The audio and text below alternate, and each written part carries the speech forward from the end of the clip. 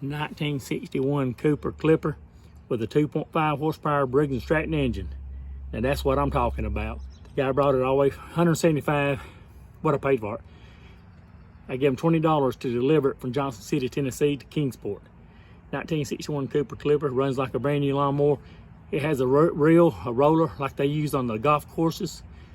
2.5 horsepower Briggs and Stratton. Cranks up, runs like new. Now that's what I'm talking about. Oh yeah, baby. See you on down the road. Maybe walking behind that Cooper Klipper. It's a self-propelled, it pulls itself.